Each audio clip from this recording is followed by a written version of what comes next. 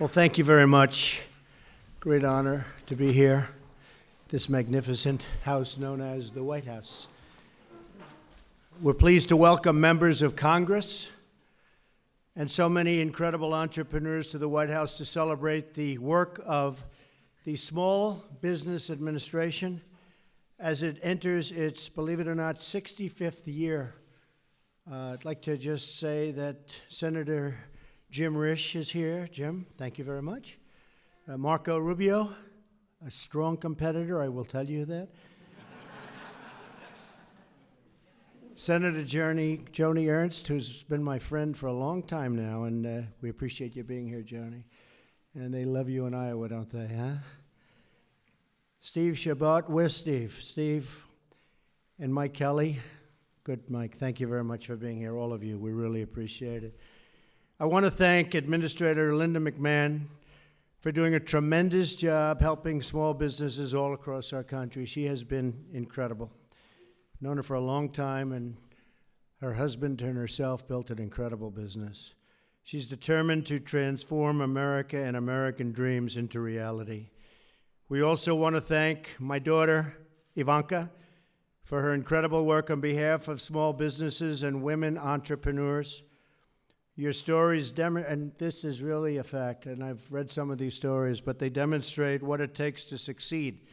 You thrive because you found something that you love to do, pursued it with all of your heart, and never, ever gave up. So important, you just don't give up.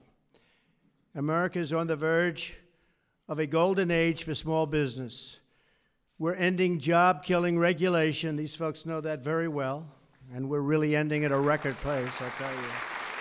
Right?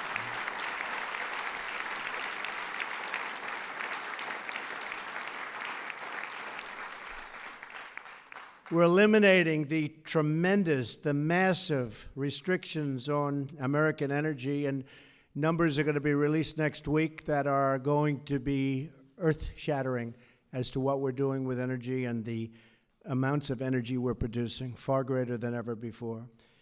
And pursuing bold tax cuts so that our companies can thrive, compete, and grow. Thank you.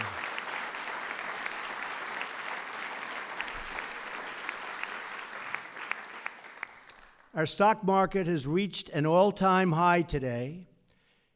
All-time high. Think of it. Nobody ever talks about it. They don't talk about it.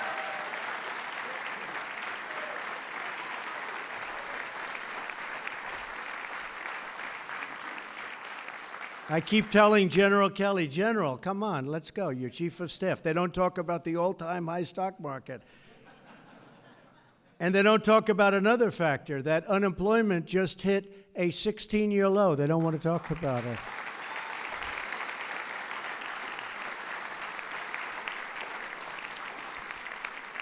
And I think, to me, maybe the biggest is that GDP for the quarter just released at 2.6%. So that's so much higher than anticipated. Remember, I was saying we're going to try and hit 3% sometime over the next period of 2 years? Well, 2.6 is getting closer, Gary, closer than we thought and a lot faster than we thought. But don't worry about the 3. We're going to be higher than 3 in the not-too-distant future, too.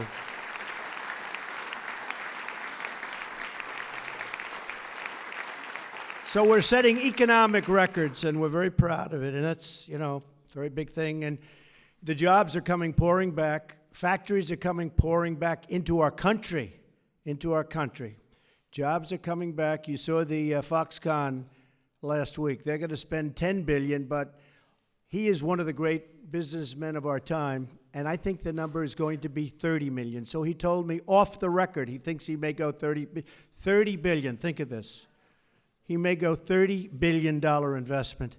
But he told me that off the record, so I promised I wouldn't tell anybody. That's called big business, by the way, okay? That's big business. You'll be big business. You got to start off small, but you're going to be big like that. He started off small. Now he's about the biggest. But I want to thank Foxconn and the group. They're spending a tremendous amount of money in Wisconsin and other places, and they have been fantastic. Together, we're unleashing a new era of American prosperity, perhaps like we've never seen before, and you see it day by day. You don't hear it too much from the media, but I think the media is going to actually be forced to cover it pretty soon. They're going to have no choice. I'm very inspired to be in the company of such motivated entrepreneurs, people that I really respect because I know what it takes. I've been there, and believe me, I know what it takes. You are the dreamers and the innovators who are powering us into the future. It's exactly what you are. And my administration will be there with you every single step of the way. And so will these people right here. Every single step of the way. So thank you. And thank you very much. Thank you. Thank you very much, everybody.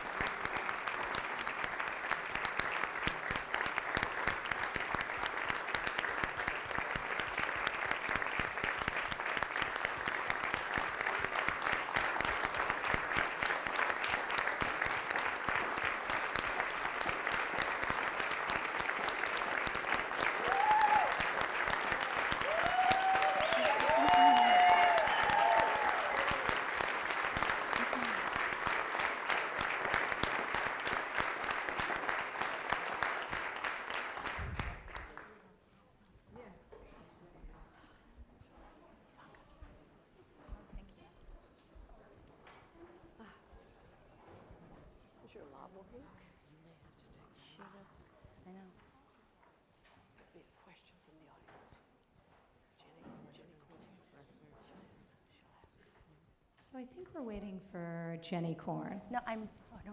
No? Okay. Right here. Maybe we're not. Well, we're going to have you start with opening remarks, and then we'll do questions. Terrific. Thanks, Jenny. So that was pretty powerful. We're in the White House, small business owners, entrepreneurs, and you heard from a large former business owner, a large business owner, and a tremendous entrepreneur. And we're sitting here on stage with Administrator McMahon, who has such an incredible entrepreneurial history and can so personally connect with the stories of so many people here. But it is very powering, it is very inspiring, and really this administration, day in, day out, is steadfast in its commitment to jobs and job creation. And you, as business owners, are really fueling that and really driving that. And we're looking to unleash you so you can bring your full potential, so you can create more jobs. I believe 60 million jobs in this country are a direct result of small business entrepreneurs such as yourself. So it is tremendously impactful on the ecosystem of job creation. And we're doing everything we can, and we'll look forward to your input today as we take some questions on how we can do even more, but through comprehensive tax reform that will enable you to have more money to reinvest in the growth of your businesses, to regulatory reform. There are some 800 regulations that were put on the books by the previous administration that really, many of which, not all of which, but many of which really stifle your ability to grow and to continue to create and produce. So we are committed to addressing all of those things, many more, creating increased access to capital, access to mentorship, as the SBA does through so many of its really transformative and innovative programs, access to networks, to markets for you to trade with across state lines and internationally as well. So we are committed to supporting the American worker and the American job creator. And we are excited to be here today to celebrate an agency that is doing just that, and an incredible director as she commences her 65th year of the SBA. Not quite your 65th. Not quite. No. So I will turn it over now to Administrator McMahon as she'll tell us a little bit about SBA's initiatives and how they can support your businesses. And then we're going to take some questions from the audience. Thank you. Am my mic, is this live working or do I need to use this? Okay, great. Thank you, Ivanka, for sharing the stage with me today. And I must apologize in advance for my voice. A little bit like puberty. My voice keeps going in and out and in and out and in and out. So a little bit of laryngitis on the road, so I apologize. I'm so delighted to be here this afternoon as the administrator for the Small Business Administration. We will celebrate our 65th anniversary next year this time. So we're kicking off this year full of reimagining the SBA. And we're going to spend the entire next year, we might even cheat a little bit, National Small Business Week next year in announcing our new marketing message, our new logos, because I found out about the second week I was in office that SBA is probably one of the best kept secrets in the country. You think SBA, what do you think? Think loans. SBA is so much more than loans. It is counseling. Yes, it is access to capital, which businesses need, obviously, to start. Cash is king. But then I found out that the counseling and the mentoring aspect that comes along with SBA is as important or almost as important as the cash. So we have components of access to capital, counseling, government contracting, which grows many of our small businesses. And then we have disaster relief. Because what happens when a disaster hits an area? Many businesses are put out of commission. Homes are lost. It's one of the few times that SBA, the only time that SBA is involved in the home mortgage market as well as business loans. Because it is our goal to get businesses back up and running because they are not only the engine of our economy, the backbone of our economy, but they're the glue for their communities. So those communities need to come back online. So SBA is there working with FEMA, who are the first people on the line, as a former Secretary Kelly knows. And we want to get everybody back up, paying taxes, selling their goods and services. So it's an all-encompassing organization. And it is my goal to make sure that about a year from now, if not sooner, SBA is no longer a secret.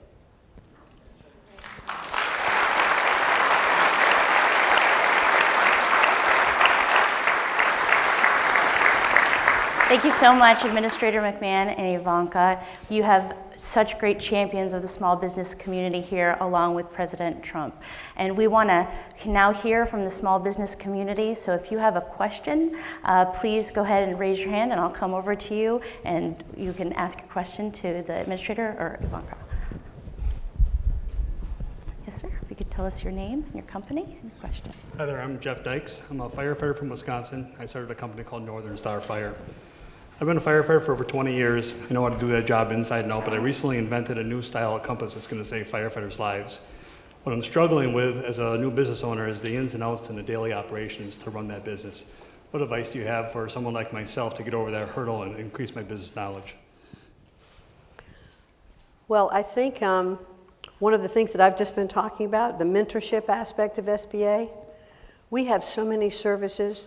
There's SCORE, which are offices that are manned by either retired executives or executives lending their time to advise on business programs, web design, marketing programs to kind of walk you through how you can expand and scale your business. Our small business development centers that are also available, our women's business centers, and we don't just take women there, they're primarily women.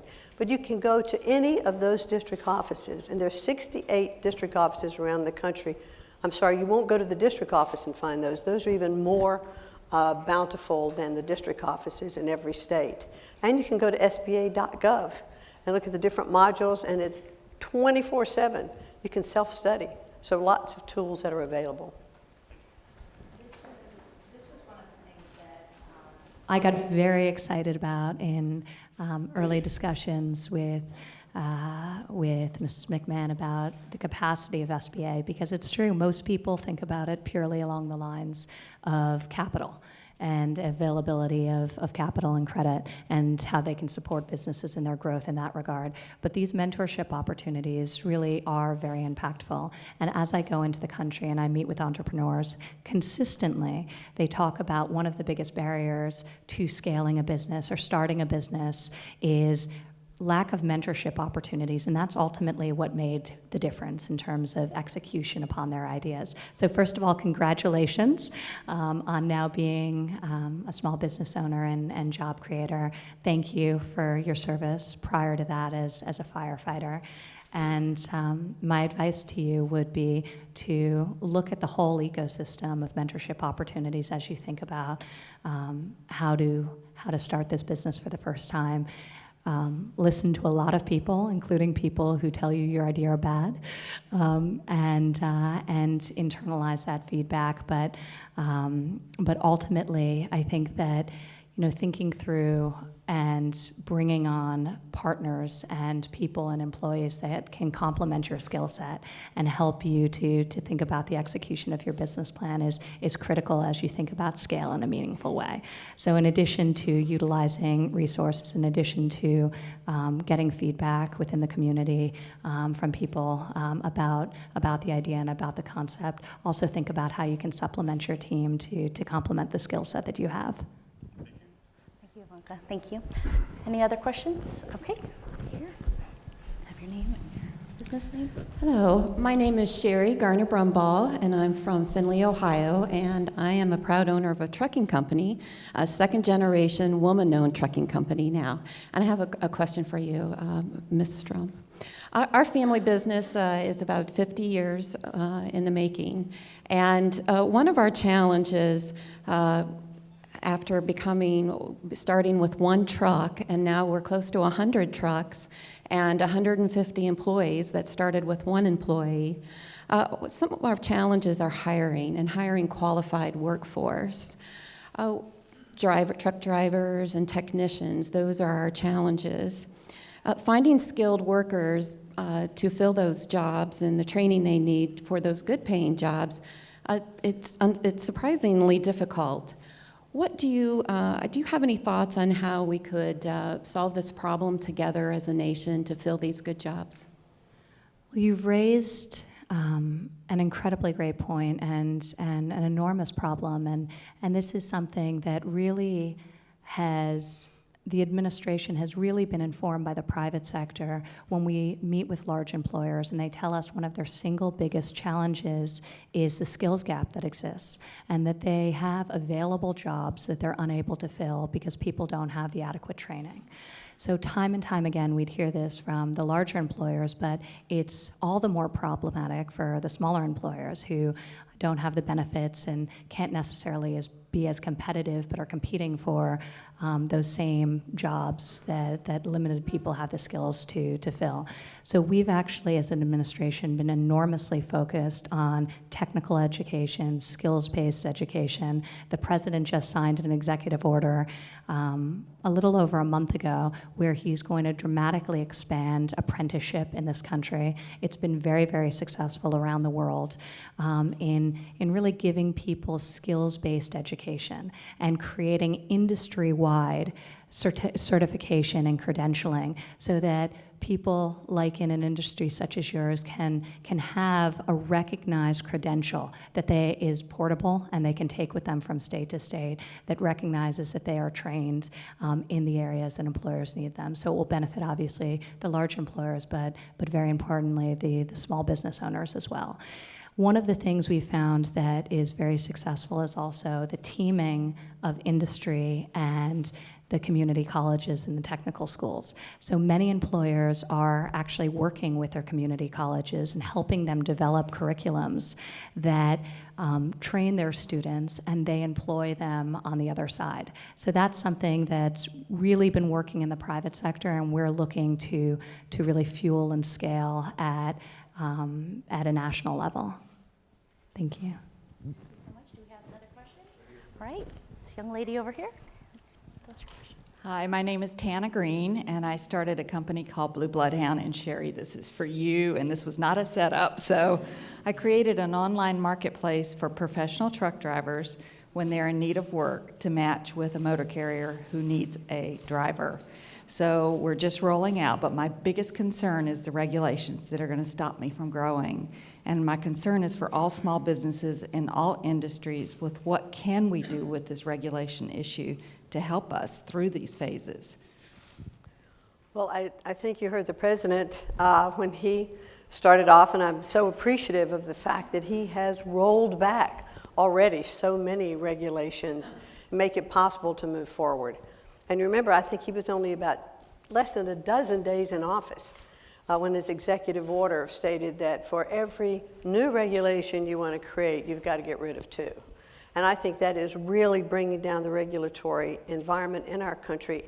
And I hear this same message as I'm out touring the country on what we're calling our Ignite Tour from SBA, because I'm visiting every district office. There's 68 of them in the country, but I hold business roundtables and visit small businesses. And the regulatory environment is clearly one that is just crippling and strangling a lot of small businesses as well as large businesses. And I believe that it's like about $1 trillion a year it costs for all businesses, to comply with the regulations. And that's just a ton of money. I'll give you just a little example of how this affects small businesses. Just now, I was in Portland and Seattle and Alaska, and then came back to Milwaukee and Detroit. But when I was at a small brewery, the owner of the company said the regulation that bothered him, he said, I could just tell you it's volumes of regulations, but let me give you one example. He said, I wanted to launch a new beer. And he said, so we had the bottling, we had the formula, everything's approved, we're ready to go. Sent in the label, for it to be approved, and it was kicked back. Label was wrong. He said, so we resubmitted it and sent it back, kicked back again. He said, I finally found out they kicked back the label because a comma was missing in the text on the label of a description of the product. He said, and we were delayed 6 months launching our product. Now, you're a small business person. You're trying to reclaim that 6 months of lost business opportunity. Those kind of regulations we don't need. All right, we'll come over to you. Good afternoon, ladies. My name is Mickey Paradise. I'm the president and CEO of PDI Drywall. We're a drywall and paint construction firm based in Raleigh, North Carolina. One of the biggest, setbacks, I would say, in growing my business in the last 12 years has been tax regulations. And I know that as we are embarking on tax regulation discussions, what are you going to do for small businesses to help change those regulations to be in favor of small businesses? Well, I think many of the same things that we've been discussing. I think comprehensive tax reform, and we've got Mr. Gary Cohen here, who has been spearheading this charge at the White House and working with Congress.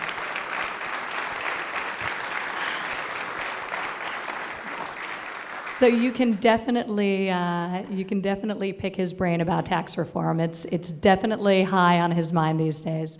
But lowering the corporate rate, encouraging business to grow, encouraging businesses that are based here to stay here and bring their capital back that's been trapped overseas will have an enormously positive impact within our country and free up so many dollars that can be further reinvested into our businesses. And then I think in conjunction with regulatory reform, which we've come out of the gate swinging on, so it's a major focus. And I think my father's particular sensitivity to this issue is having been such a successful person in business himself. So he understands the limitations, whether it was on businesses that he was looking to buy or he was looking to grow, but also in dealing with suppliers and smaller businesses that serviced his companies over the years. So he very much understands how the regulatory environment, while important on some level, has grown to a place where it is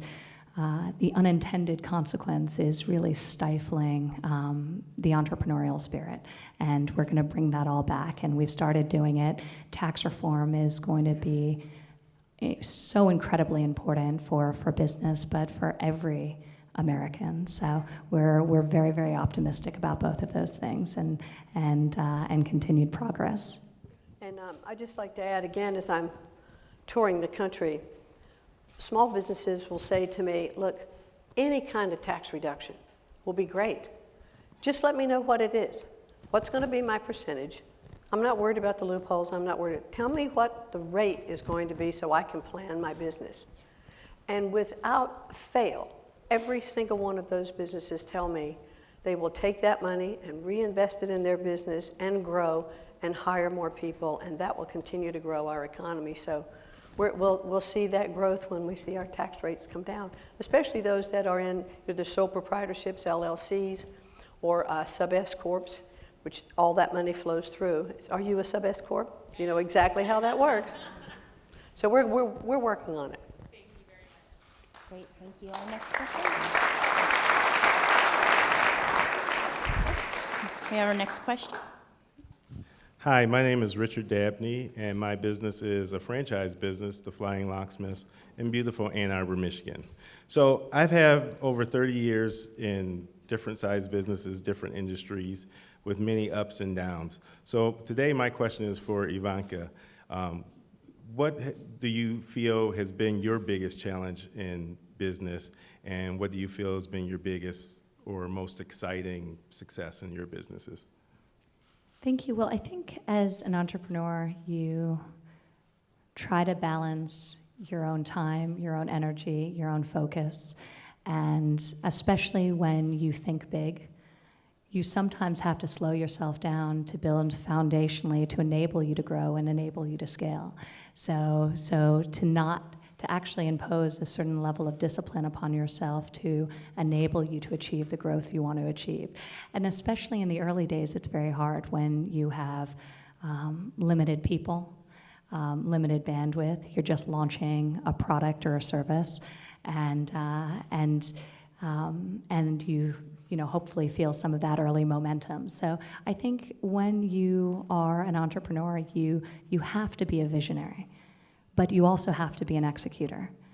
And the successful entrepreneurs are the ones who are both, who they dream big, they think big, they swing for the fences, but they also are highly pragmatic and able to execute on the task at hand. So sometimes there's an imbalance between those two competing feelings, and I think for anyone to be successful helming a business, they have to be able to reconcile those two things.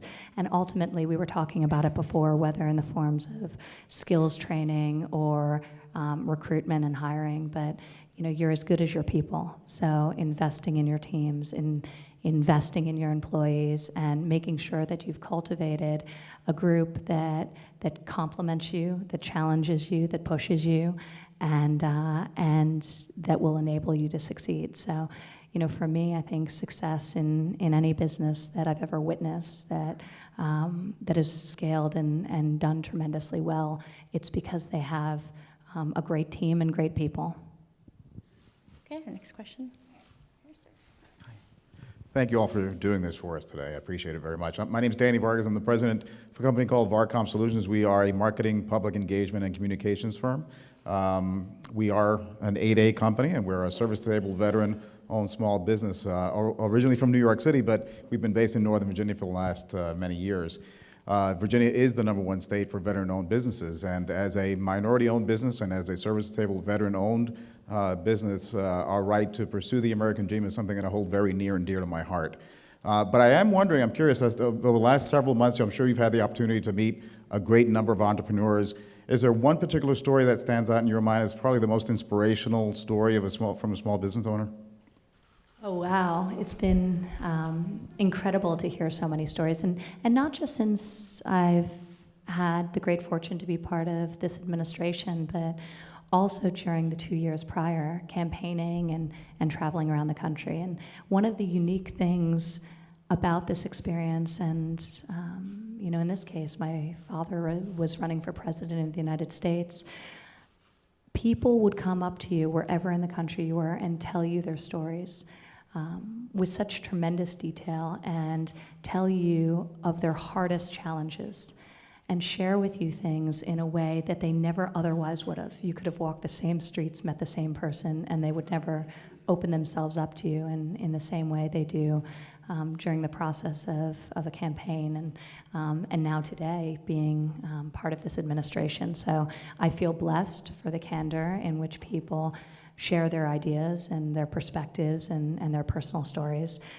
Linda and I were actually together in Baltimore just days after the inauguration, and we did a roundtable with small business owners, predominantly female, predominantly minority small business owners, hosted by the National Urban League.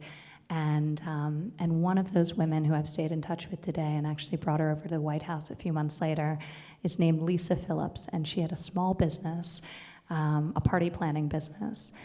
And she told me her story, and I think we were all crying. It was so amazing. She had started out homeless and is just now got engaged, just very recently, but this spring got her master's degree, has a small but thriving small business in the party planning space, and is giving back by volunteering homeless youth in her community of Baltimore. So these types of stories forever change you. It's unbelievable to hear the grit, the perseverance, and the energy. I know she's going to continue to make an enormous impact, not just within the context of her business, but in the context of her community. And that's one of the things, we talk about small business in how it's going to grow our economy and how it's going to benefit other American workers, but the amount of philanthropy being done on a local level by small business is enormous. And I'm sure each of you can share your own stories just about how you're able to give back and how you do in such a tremendous way. And that's deeply inspiring as well. So Lisa's story was very moving to me. And last year, this year, during our National Small Business Week, there was a company just outside Austin, Texas, Ember Manufacturing, and their company was all about electronics and small circuit boards and all that. So you can imagine you've got a warehouse full of all of these small, intricate little circuit boards and electronic equipment. And the river flooded and just flooded their entire manufacturing operation. Water was, this deep, mud. I think it destroyed about a third of their inventory and of their finished product and everything they had in process. And so the gentleman who was the proprietor of this company said, what was so amazing, and I was very happy that SBA was able to come in with a $2 million disaster relief loan for him. But it was that he talked about how his employees would come in and work all hours, and they actually had to take cloths and wipe down all of the wires and the cables and clean the circuit boards, those that were salvageable. And they spent hours and hours doing this. And in 6 weeks' time, they were back up and running. But now many of the employees couldn't come in and work during that time. They just didn't have room for them. He continued to pay his employees and their benefits, through that entire time, and helped, with donations into the community as well. And so it just lets you know the heart of entrepreneurs. They're risk takers, but they are on 24/7, and they're often, the CEOs and the janitors. And that's why, they'll always have a special place, in my heart, because I know what that's like. We've all started small. Well, those are wonderful stories, just like many in this room, and we have time for one more of our business owners to ask a question. Hi, my name's Jim Worthington. I'm the owner of the Newtown Athletic Club in Newtown, Bucks County, Pennsylvania, a 25-acre lifestyle center. I'm also co-chair of IHRSA, the largest trade organization for the fitness industry, and an advocate through my business of the Right to Try bill. So after all that, I'd like to ask both of you, what are the experiences that you've had that you'd like to share in your business careers, and some of the do's and don'ts or lessons you learned that would be beneficial to us today? Thank you. Well, I think every entrepreneur goes into business knowing they're taking a risk. So you have to manage that downside risk. But I can tell you one of the ups and downs that I've had, I've been bankrupt. My house was auctioned off in our neighborhood and my car repossessed in the driveway. 7 months pregnant with our second child. So when I talk to entrepreneurs that have had failing businesses or had a bad time, some of them refer to it as a bad patch because they're determined to come back. I think one of the most inspirational things to me is to listen to entrepreneurs and how they get through the tough times. Because I've often said it's not how you fall, but it's how you get back up.